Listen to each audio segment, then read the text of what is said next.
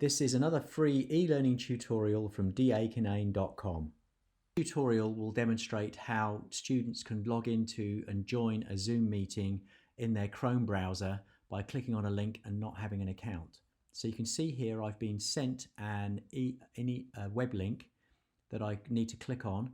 So I'm going to click on this and it will load up the Zoom.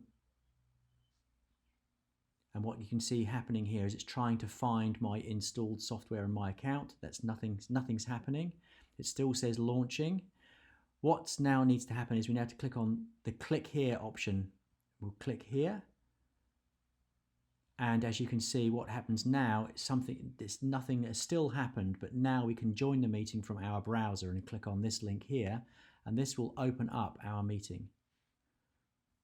Here's the meeting password. I now need to add my name, so I'm just going to add in David and click join. And I'm going to click never. Here we go.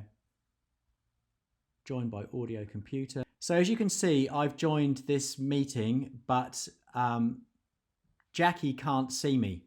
So down in the bottom left-hand corner here, there's an icon that says start video.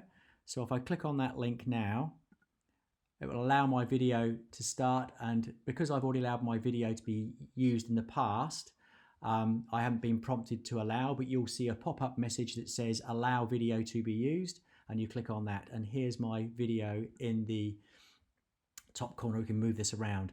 Now you need to know that compared to the full install, the options when joining a Zoom lesson from just directly from the browser is less featured, but the tools such as share screen and we can't do any annotation, etc. from here, but which is why it's better to have the full app installed.